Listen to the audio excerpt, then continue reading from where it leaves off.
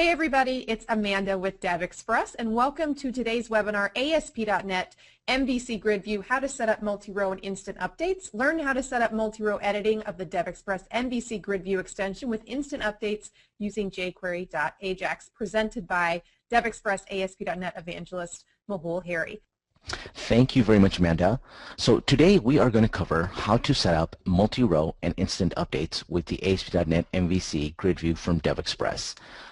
This essentially allows you a way to set up an Excel type of editing for your rows, and it's kind of a slick little solution. So let's get started. The first thing is I'm gonna go through a couple of items that may seem a little quick, and that's just to save you time. And the very first thing is setting up the grid. So if you have questions about some of these things that I gloss over, it's only because there's other webinars that cover this, and so this is meant to be a little bit more intermediate, and so I want to save some time there. So I will start from a new project, and let's call this MVC Grid Instant Update. And so the first thing is we will want to, oh, by the way, let me rephrase that. The thing that I used here was the DevExpress ASP.NET MVC3 Razor template. And so we have project templates for MVC that save you a lot of time. And so I recommend using this project template to get started. If you'd rather use a current project template, just be sure to add all the references and everything. So, and if you're not sure what I mean by that, here, for example, in the project, you'll need references here and in the web config. So the first thing that I'll need is some data. And for MVC, that means that our model will point to this data. So the first thing I'm going to do is I'm going to add into the app data folder an existing item. And I'm going to use the DevExpress. If you go to the public documents, if you go to your local C:users, public folder, under public documents, you'll find the DevExpress demos.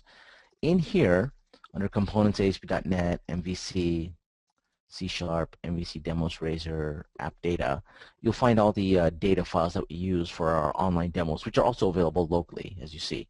So the nwin.mdf file is the SQL Server Express version of the Northwind Access database. So I'm going to pull that in. The next thing is, obviously, because this is MVC, I need a model to represent this data. So I'm going to pull in a model. So rather than go through link to SQL Designer and pull in all the tables, that can take some time. I'm just going to do it a little bit, but I'll show you exactly what I did do. So let's go to projects, and I'm going to pull in. So this Northwind model already represents those files. So now, let's take a look. And so what we got here so far is this Northwind DBML file.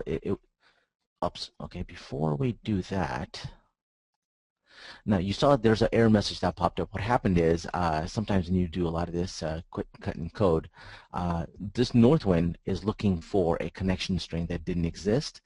And so what happened was I clicked OK, but it was smart enough to find it and create it for us. So here's the nwin.connection string that points to the nwin.mdf file that we just pulled in. All right, so now we can go into northwind.dbml, and we can see these are all the Northwind table files that are in that folder. And if you want to double check, you can always go into your app data, click this, and it'll open up the local SQL Server Explorer file to let you see the tables that are into that folder. So what I'm going to do is I'm going to pull in the employees table, a few columns from the employees table, and I also want to. So at this point, I also want to mention that the Northwind MDBL file really contains 3 files. Usually, this file, the SQL Server, Visual Studio doesn't put it in there. This is my personal file. When I say personal, this is a file that I created after the fact. It wasn't created by Visual Studio Designer. And what this file does is it creates a data context. So it set up a couple of things for me to get the data and update the data. And I'll explain that in just a minute. But the first thing you'll notice is that that it's missing some assemblies and so forth. And the reason that is because I pulled in a previous example, and so I need to update my namespace here. So I believe I call this grid. let's pull in the one from our controller. Just pull the namespace. Okay, so now our namespaces should be updated, and I'm going to just do a quick compile here. All right, so far everything's looking okay, but all we've done so far is just pull in the model. So the next thing is we need to pull in, well, we do need to pull in, we need to create a view to show this data. Now, I did promise that I'll explain this Northwind file, so let me go through this really quickly. What this is, and I do explain this in a previous webinar, but this is a way to make sure you have separation of concerns. And you can find this in our online examples as well, so if you're curious what's exactly going on here. So let me collapse these methods so they make a little more sense. What's going on here is we need a data context, and every time we access the link to SQL, and that's because this data context is what allows us through the model to get at the data. So the first thing we do is we create a static Northwind property, a static property called DB, which is really the Northwind data context that allows us to get at it.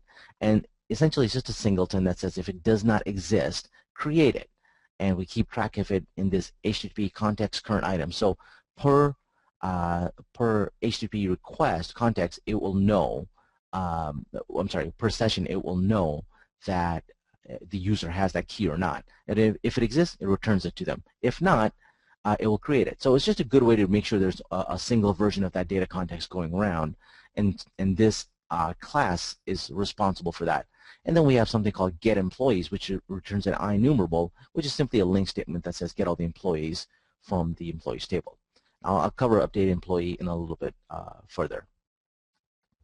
So now we have that. Let us start by adding a new view. And in the views, if you go to Home, Index, we simply have this basic message. So what I want to do under Home is add a GridView Partial. Now, if you're not familiar, partials is what we use for the grid because the GridView supports callbacks, and it's just a nice way. Once you put it into a partial, the grid works fantastically using its built-in callbacks. So I'm going to call this GridView Partial, and I'll create it as a partial view. And I don't have it strongly typed here, and I'll explain in a minute. So now we can set up our grid view here. So once again, I'll cheat just a little bit because a lot of this code is going to be the same.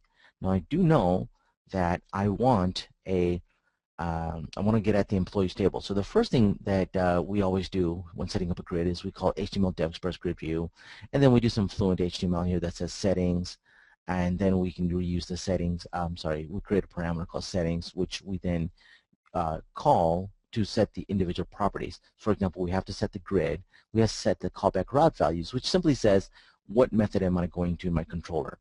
And then, of course, the key field name, and then a width property. And then we usually set up some items like columns. So we'll do settings.columns add, and of course I'll add employee ID. And let's also add first name and last name.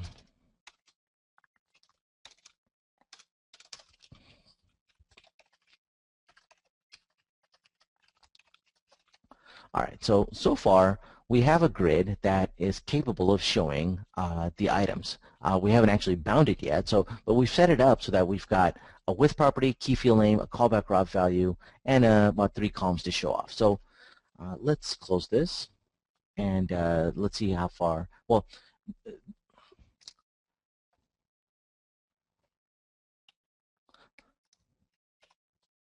let's just data bind it here, and we'll call bind, and we'll pass in a model, which is just a generic term.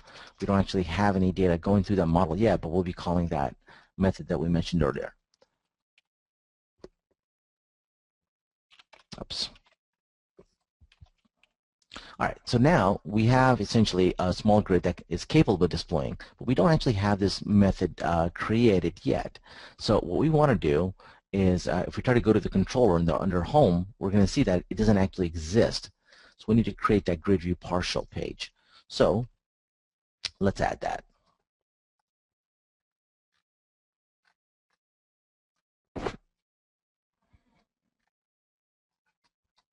All right, so now call this public action result.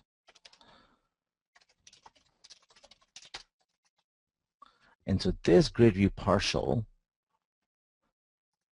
essentially it tells that we're going to send it some data for whenever it does callbacks and on initial load.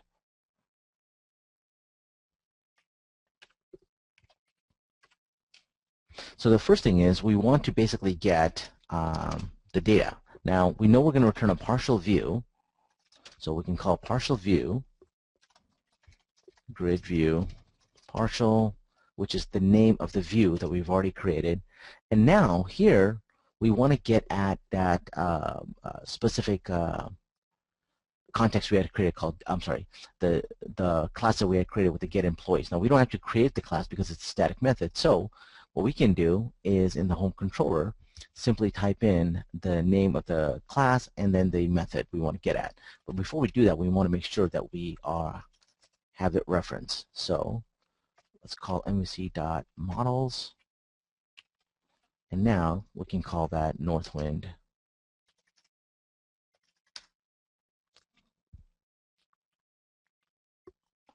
data provider. Okay, so it doesn't seem to find it. Let's get this name. Northwind data provider dot.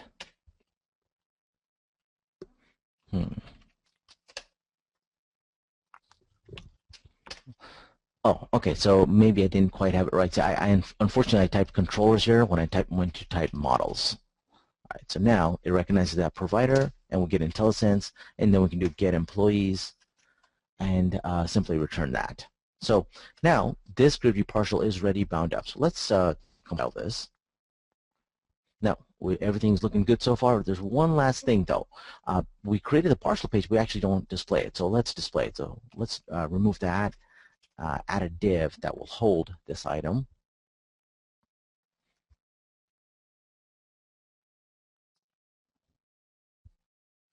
Now I'm going to set up a quick little style here for this div.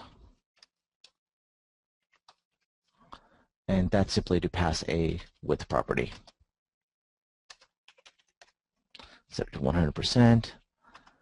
Now we can do the HTML and call the action method, which we'll call GridView Partial, which will call our partial page and display it. Now I want to update this message too. Rather than saying home page, let's use something more meaningful.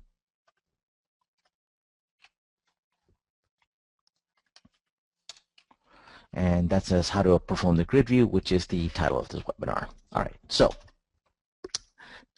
let's just display this so far. What we got here is basically a grid. Now, what I'm going to do next is, well, let me just show you. Now, this is the classic message that you get because of routing. Now, if you get this, simply make sure that you don't have a direct path to something. I'll show you how to get around that in just a second.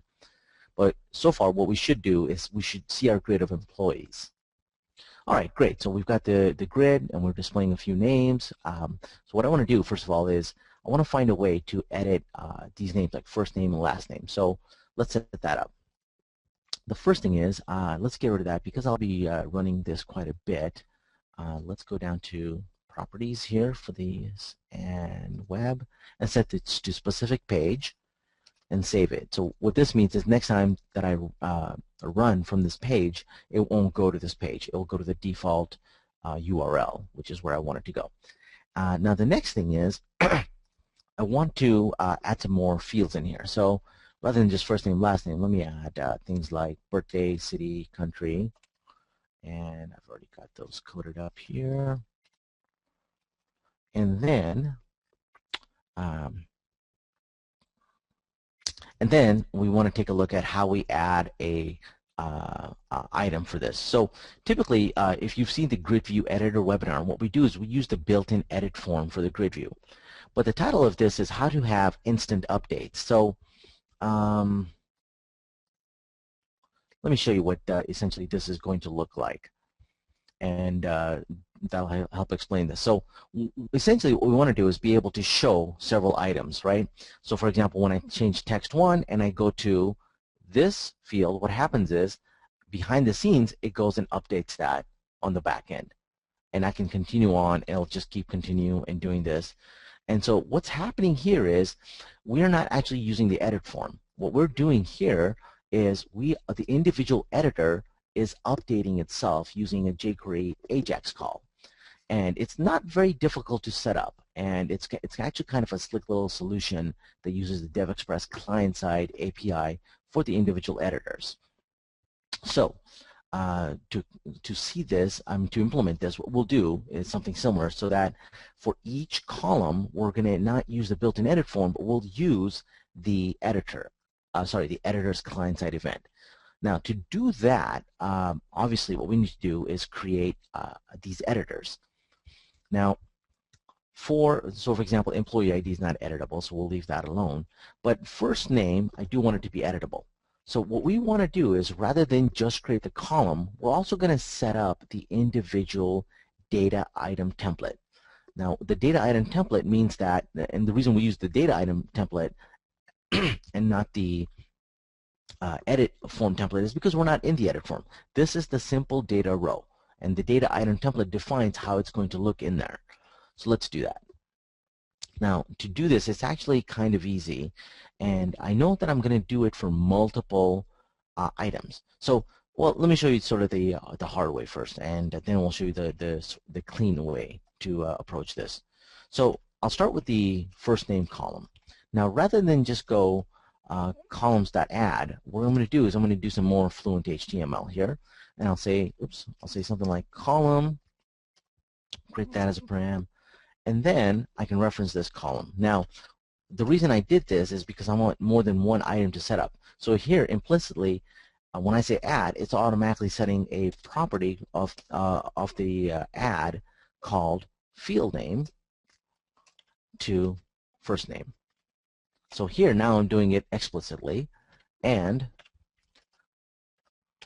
I can set up other properties as well while I'm here and reuse that column item. So the first thing is set the field name, and then the next thing is to set the data item template. Now here you can see, the DevExpress set of templates that are available. Now recently somebody had asked me about some of the difference between DevExpress and some of our competitors and so forth, and one of the things a lot of you may not realize is the DevExpress grid is so flexible. We provide about 15 templates in the grid alone, and this is way more than any of our competitors. Now what's great about it is this is an ASP.NET framework thing when I say templates, meaning that anytime you expose a template, it's a way for you to extend the functionality, and so you can feel good that just about anything in the grid is customizable and extensible because of these templates that we expose. So we'll call this set data item template content, and once again we're going to do some more fluent HTML. Now if you're thinking like this is getting a little crazy, we got a fluent HTML within another HTML, kind of like that movie. But what's great about MVC and what's great about this type of support is essentially it's very clean and it's easy enough to reference. So I know this column is referring to the column of the grid view, and then I know this parameter for C is referring to this content template that I'm creating here. All right. So within the data item template content, what I want to do is create another DevExpress editor. So here I can say DevExpress dot, and here I have all these editors available to me. Now I can even put in a tree view in here if I wanted, a splitter, round panel, report viewer. So if I wanted to throw a report in the grid, just about anything, a chart, we have charts available. But what I want to do is I want to show a text box for the editor.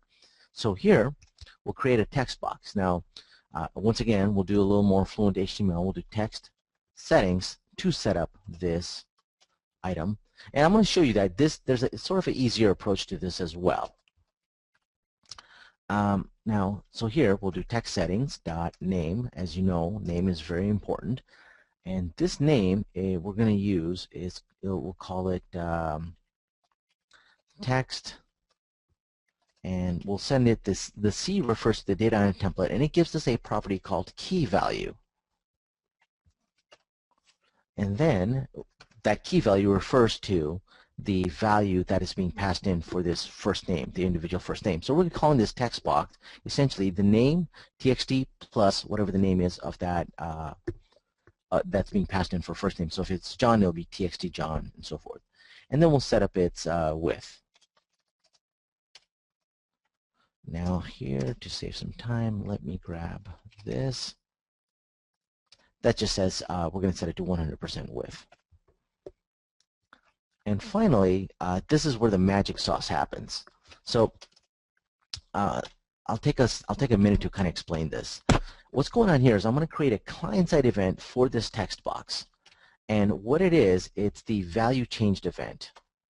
So let's see what's going on with this ValueChanged event. Now, if you go to search.devexpress.com and you look up ValueChanged, and if you want to narrow it down here, let's go to ASP.NET and just look under documentation. You can see that we've got this ASPX client edit. Now, what this ASPX client edit is, first of all, ASPX client edit is a base class for all of our editors. So, for example, the text box and our other editors all essentially derive from client edit. So they, by default, have this property called event called ValueChanged. And what it does, it fires after the editor's value has been changed. And it's got a property in it called process on server. It gets or sets whether it should be specified. So if we take a look at the members of the client edit, you can see there's a lot of things you can do on the client side for our ASPX ASPX editors. And one of them is this ValueChanged, as well as other items like lost focus or validation. So I'm going to use the ValueChanged because as soon as the value is changed, I want to save that item, and so we'll use this ValueChanged. So what I'm now going to do is I'm going to set up the actual JavaScript method, and for that I'll call this string.format. And what this will do, you may have seen this before, and this is calling string.function. You know what, let me make this a little bit bigger so everybody can see it a little bit better. So we'll say function, and it has a couple of parameters, S and E, which is sender and event args, or sort of refers to that. And here I'm going to create, now here we're going to call it OnValueChanged. Now this is a JavaScript method. So essentially what I'm saying is when the ValueChanged event gets kicked by this text box on the client side, I want you to call this other JavaScript method. So I want you to basically give the handle over to this other JavaScript method OnValueChanged, which we haven't defined yet, but we will. And the reason we're doing this is because then we can pass in a couple of things. We're going to pass in S. Now this is going to kind of seem a little unusual, but it's really like a slick way. And what it is we're using a property of string.format to send in extra parameters, because as you can see here for the ValueChanged, there's for example only one param that we need to worry about. So what we're going to do is actually send in multiple parameters. And the first thing we're going to do is going to say 0, and this is an item from string.format if you're curious, 1 and 2, and then we'll define what those items are in just a second. So now once that's defined, we can close this.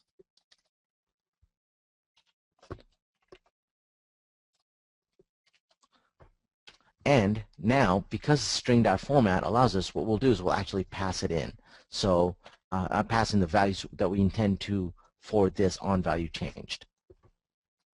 So the first thing is we want to pass in the field name, and we can get that again from this column.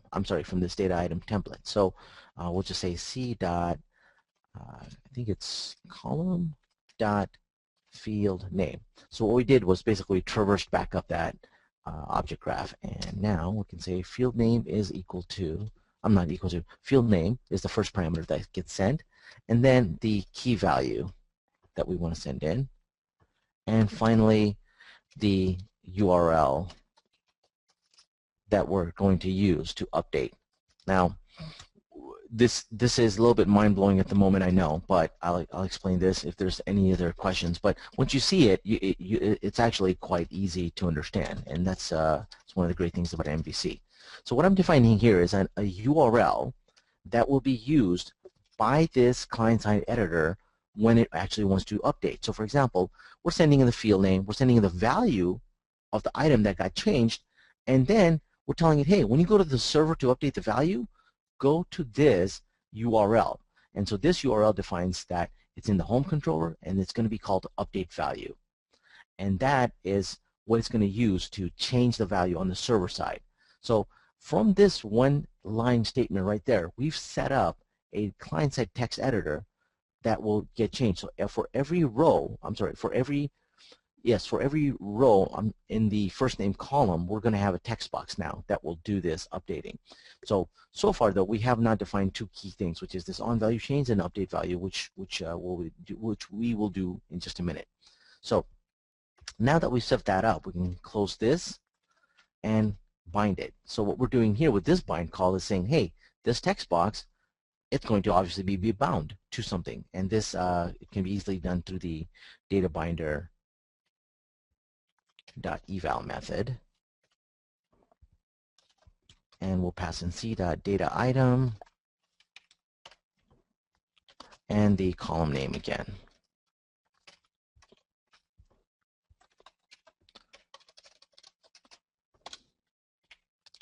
All right, so now we've got our text box set up for this column, and we want to make sure this is closed off. So now let's close this off again.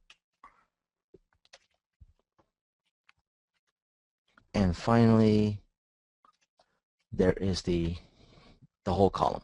So now you can see, first thing we do is we add a column, and then we set up the data item template. Then we add a text box in there, and then we define the text box and this value changed event. So at this point, what we can do is we should be able to run it and see the text box, because all we're doing is binding it. And if we don't actually change anything, then we shouldn't have to worry about this value changed. So let's see this in action and see how far we've gotten. All right, so far what we did was we can see that text box that we added, and it's since we only added it to the first name column, it only got added to the first name column. And typically what we do now is, right now you can't see it, but a value changed event on the client side did get kicked. As soon as I click this and hit tab to go to the next one, it's actually clicking that, but it's not going anywhere because that value doesn't exist. I'm sorry, that event doesn't exist yet. So let's do that. Now, before we define this, actually, you know what? Actually, let's define this so we can see this in action. Actually, you know what? Let me back up. First thing is, I know I'm going to want this in other columns, and I want to make this a clean approach. So it's not going to look really clean if I keep adding a bunch of this code, which is very similar again to all the other columns. So let's refactor this a little bit, and what we can do is, when you got repeating code like this, we can extract it into a partial, and then simply call that partial again and again. So what I'm going to do is I'm going to add in the home a new view, and it'll be a partial view, and I'll call it text box. Maybe I should have called it text box partial, but it's up to you. So what we're going to do in text box, and to save some time, I'll pull in the code. And so what's going on in here is essentially it's the same code. It's slightly different because we're passing it in. Is I have model.column. Now you might be going, well, where is exactly model? Because we haven't defined the model. So let's define the model type up here, and we'll call it model GridView data item template container, because this is only going to be created inside of the data item template. So it knows that this model is what's getting passed in, and from there it can reference, so we don't have to do the C. And now instead of going txt plus the key value, we can simply say the field name plus the key value as the name of the text box. And there's the width is also there. Now I've added one other thing here that simply says convert the empty string if it is to null, which means that if there's no value getting passed in, just set the property of the text box to null. And then the same call as before, which says the client-side value changed event will call OnValueChanged, same as before, nothing else has changed here. And the only difference is we reference model instead of the C and column params before. And we still do the same data binder eval, except this time, as I mentioned, once again, we reference model. So now we have this. We can change our GridView partial and change this code out so that it looks a little bit more cleaner. And we can simply say that instead of data item template and do all of this, we can pass in HTML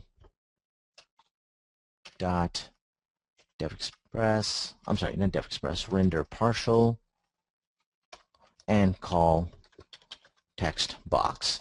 And it is looking for that model, so the data item model template content container will come from this C param. So we'll simply pass that in, and now this is a much easier, cleaner way to handle this, and I can reuse it easily.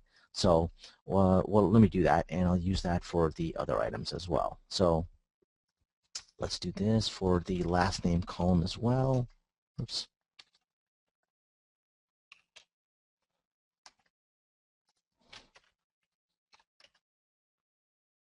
Oops, I still have the previous one.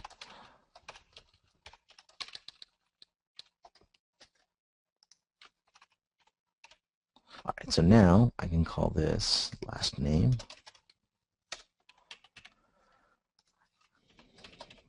Now we'll do something similar for a date as well, but obviously for date I don't want to use a text editor. I mean, I could, but there's a much better editor that's supported by DevExpress.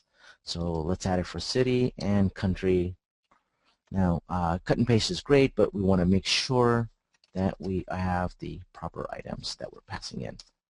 So just with that little bit of refactoring, I was able to get now all my editors with a much cleaner look than having the individual ones. So now I did mention for birth date we don't want to use the text box. So as you can imagine, what we wanted to use a different editor, and we'll call it something like date edit or something. So let's add that in.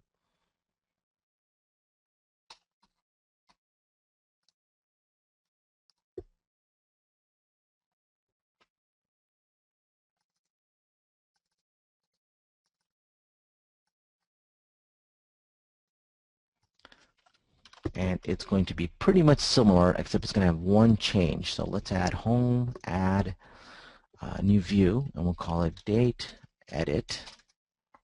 Create it as a partial view.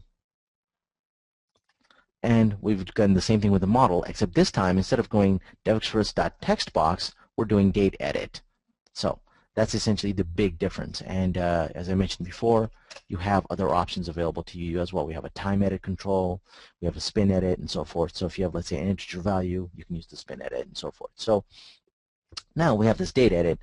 We can do the same thing as before here, but instead of calling text box, we'll call date edit for birth date. So first thing is, and we'll call this date edit. And now we can remove this, this column right here. So here, sorry to make it so small, but just to kind of show you that we've got a clean way to set up these editors, but we've got to do the sort of the important work of actually calling it. But before we do that, let's just make sure that what we've got so far are working the way we were assuming.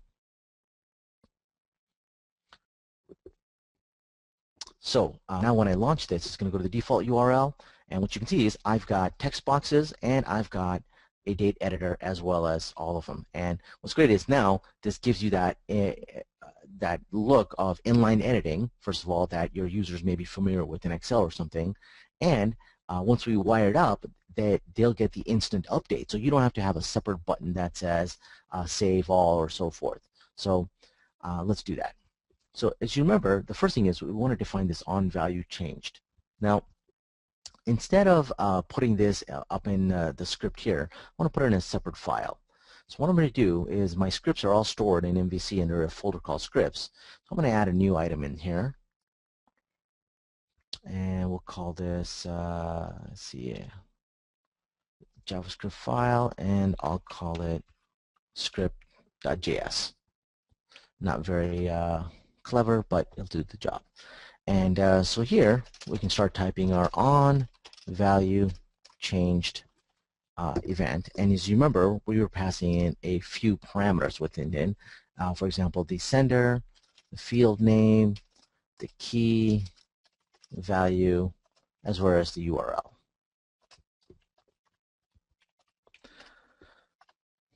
Now, the first thing is I'm going to set up a value here to hold the data. I'm sorry, a param to hold the data, and I'll call it data. And it's going to have a key value pair. I'm sorry, key value as in key value, but it's going to, the properties will be for key. It'll actually be the one that we pass in called key value. And for field name, it'll be essentially just field name. Oops. And you'll see how we use that in just a minute. So the first thing we're going to do is check to see if, make sure there's a value being passed, because if there isn't, we don't want to do anything. So if it is not null, we're going to say s dot get value string is not equal to null. Then we're going to set the data.value property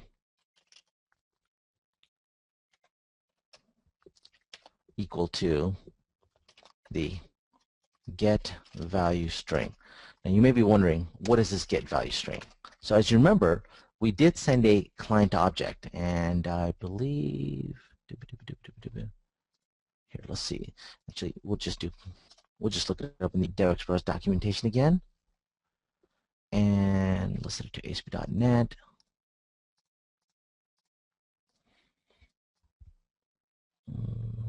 Let's do SPX client edit.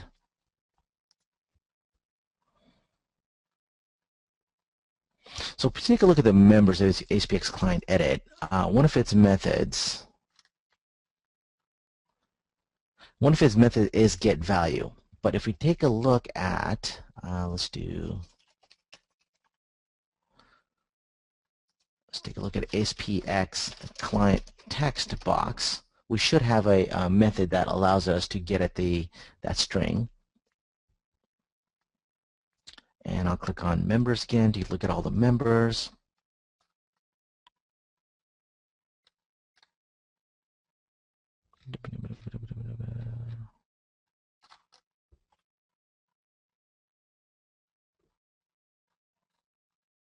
All right, so you'll have to forgive me. I can't find the method here, so we may have to change our doc a little bit. But essentially, this is very similar to the get value, except it gets the string version of it from the sender, which happens to be our text box.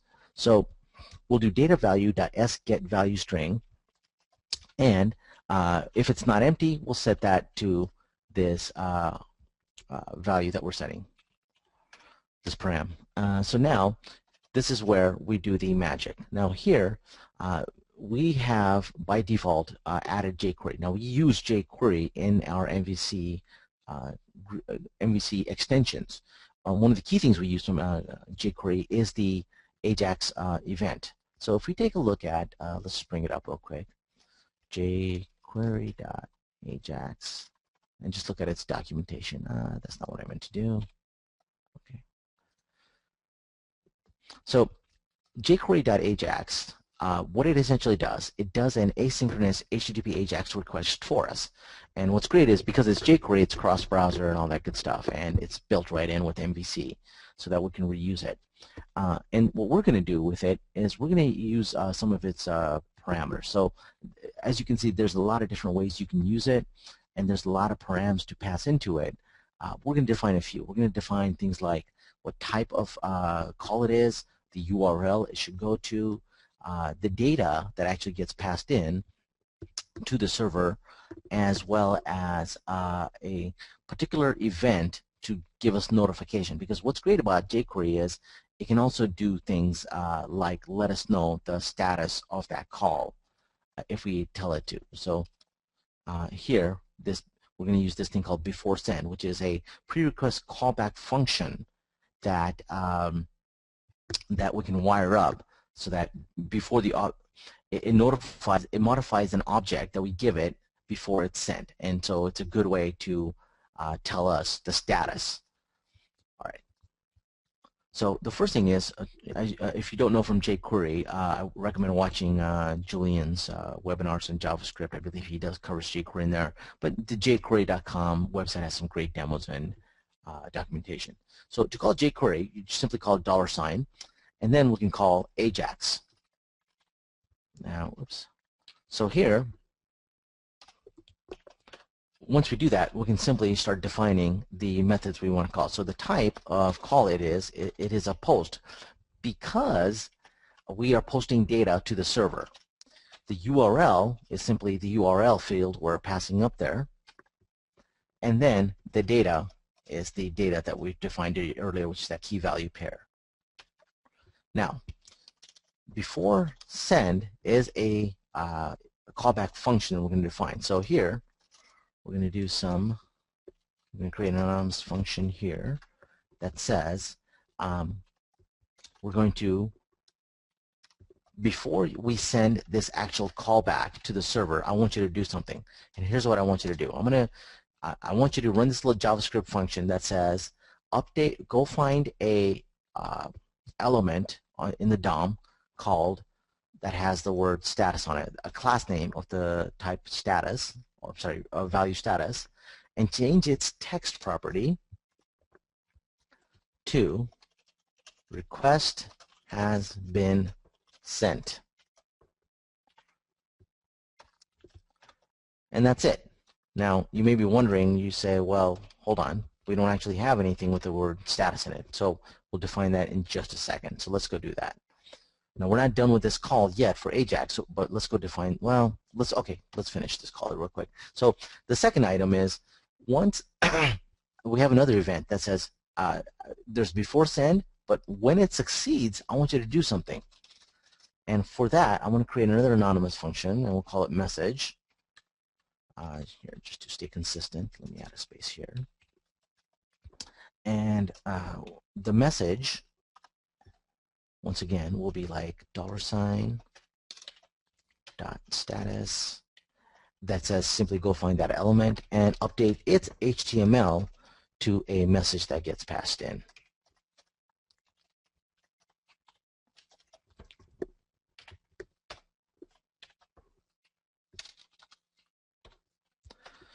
All right, so now we can close this. But we need to define this status. Now, I can define it in my GridView Partial. I can define it at the bottom of the GridView Partial. But instead, what I want to do is I want to stay a little bit cleaner. And what I'll do is I'll define it over here because we've got it abstracted away. So because this is MVC and we're using partials, it's good to know that this is the main page index. In it, we're calling this GridView Partial, which is calling Textbox and DataEdit. So we've got some layers there. So it makes sense to add it here because we can see it much more cleaner than if we did it for GridView. And also, the status is not really part of the GridView. It lets us know what's happening in the GridView, but it's not directly related to the GridView. So it's not its main concern. So we want to stay away from that. All right, so what I'll do is I'll go back into index here, and let's update it. So we're going to add another div. I'm going to call it class is equal to status. So now this GridView should be able to find it easily. Now let me just double check that.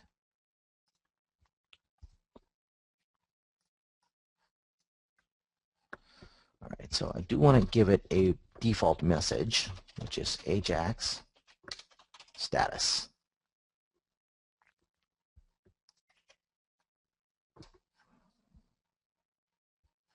All right, so let's take a quick refresher on what we've done so far. We've created a OnValueChanged event which gets called by this text box whenever the value is changed. It sends in some parameters. Now, the parameters it sends are used to do a jQuery callback to the server, passing it to the server. Now, you might be wondering, so what method does it call? Well, this URL that it sends to is the one we defined here called update value. So we haven't defined update value yet, so let's go define update value. Now, update value does as it sounds. It's going to update the values that we pass in on the back end. So let's do that. Create a public action result, update value. Now, if you remember, there are some methods that we're passing in for update value. One of them being the key, another being a string value called field name, and finally the value of the field name. So the first thing I'm going to do is I'm going to add a little delay for effect, because the update is actually so fast that we won't actually see the little status bar changing at the bottom. So I'm going to add a little quick system.threading.thread and put it to sleep. Oops. For 1 second, so 1,000 milliseconds. And I'm going to create a little parameter for status, and I'm going to cheat here, and Mark's going to be mad. I should be using CodeRush here, so I'm going to do a try catch here, and you'll see why, because we do something with the exception. And in the try, we'll actually do some updating. So what we're going to do in the actual try, why does it have a squiggly? It's never used yet. Okay, so right, so we'll be using that in just a second. So the first thing is, let's go take a look at our Northwind.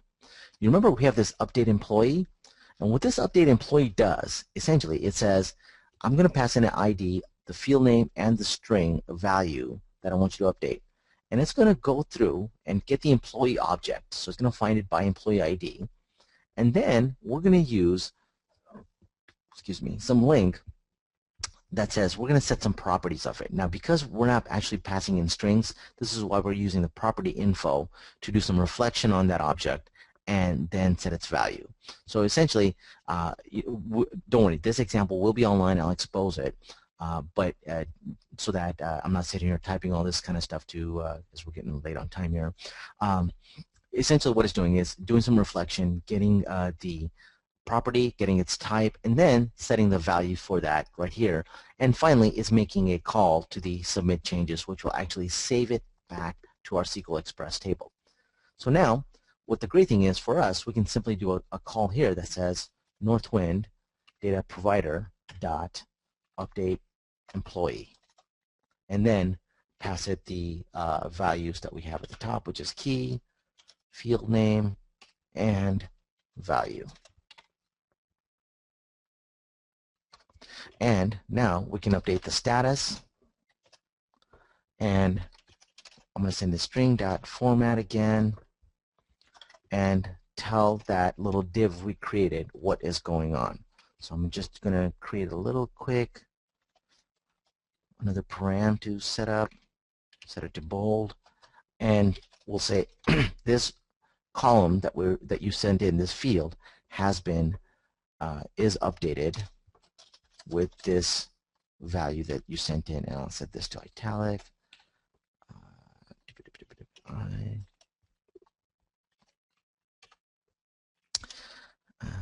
By the way, I use B just for simplicity here, but nowadays you really should use something like strong. And I believe for italics it's like emphasis or something like that. So I'll leave that alone for now. So anyways, we'll set this to value. And then the two values that we're going to send in is simply the field name and what value we changed it to. And this is just for notification purposes for this demo. You don't actually have to add this. You can assume that, hey, if the user changed it, that they'll just change it. But for our purposes, it's good to see what's going on behind the scenes because there is a callback happening. Now, if there's a problem, we want to let our stats message know that, hey, there was a problem and what that problem was.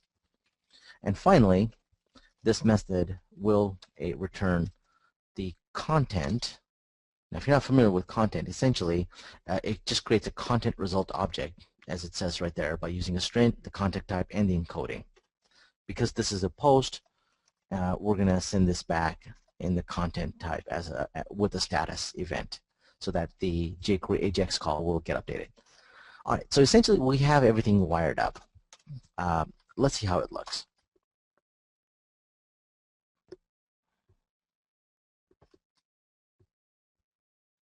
Now, when this comes up, we should be able to see that, all right, so we've got this little Ajax status, but let's see what's going on here. So now, when I click Andrew, okay, it kept it, but nothing happened with the Ajax status. Now, why is that? Well, we forgot a key thing here. We created our script.js, but where are we referencing it? So it's important to remember that, you know, the separate concerns is great, but we also have to be aware of making people call things properly. So as you can see here, even the jQuery items get referenced properly. So what we want to do is the same way jQuery is being referenced right there, we want to be able to call that as well. So let's add that call. So let me pull in the, essentially it'll be a similar call to reference this URL content. I'll just put it after the DevExpress scripts here, and this now calls our scripts.script.js file. Now, while I'm here, I'm going to do one other thing. Is I didn't like the way that item looked. So what I'm going to do is I'm going to add a style really quickly for that status here that makes it look a little bit better. And as you can see here, all it's doing is creating a custom style. And I should probably refactor this and put it in its own little styles. I believe there's styles under the content, yeah, under site. So I can put this style in there if I wanted. I'll just leave it in this layout for now. But what it does, it defines a border, back color, aligning the text, and a little padding to make it look a little nicer. All right, now let's take a look at this in action. All right, so now we've got that little style that we've applied, and now when I change this to Janet and change the field, it says request has been updated, and the first name column is updated with Janet ASDF. That's great. Now, what about if I change something to a value that is not supposed to be? So, for example, I know this column is not very long. What happens if I send a really long column? It gives me the error message that actually occurred on the server as well that says, hey, the string or binary data is going to get truncated. So if we take a look at this inside of a different browser, we should be able to see what's going on. Now I know I'm running a little bit over, but we'll stop. So it was smart enough to not update that one item with the error, but it was smart enough to update this item for Janet. And what it's great is we can even update this item. So for example, if we go to change his birthday to August 28th for Janet, it updated it here, and we can see that it'll update it here as well. So it gets updated in both places.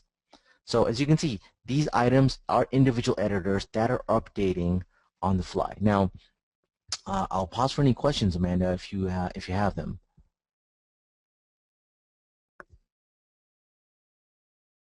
Hey, Mahol, we don't have any questions that have popped up as of yet, but everybody, if you do have questions, get them in now, and we'll get to them. Yeah, sorry if I sound a little bit rushed. Yes, absolutely. Yeah, feel free to ask any question. While you guys are thinking of awesome questions to ask me, this is available online, devexpress.com. I believe it's, I always just go through issue, but I believe you can go E equals or something. Here, I'll put in the actual issue equals E3326. And with that, I'm done, and I'll add my other info here, and I'll hand it back to you, Amanda. Thank you, everybody. Awesome. Thank you, Mahol. All right, everybody, we do have a whole lineup of webinars posted in October. We have some amazing guest presenters coming up, and of course, our DevExpress product training. You can check out all those webinars at devexpress.com/webinars. Tomorrow, Thursday, with XNA MVP Chris G. Williams, Building Client Apps for Windows Phone. This webinar will cover how to build a client app for an established website such as Twitter or Eventbrite. Includes building a simple Eventbrite check-in application in Silverlight. And then Friday, RESTful Services with ASP.NET MVC with Richard Winslow. This webinar will explore REST itself, what RESTful web services look like, and how to write them using the MVC framework. Again, if you missed anything from this webinar or you want to review any of our previous webinars, you can visit us on the DevExpress channel at tv.devexpress.com. Thanks so much for joining us, and thanks for choosing DevExpress.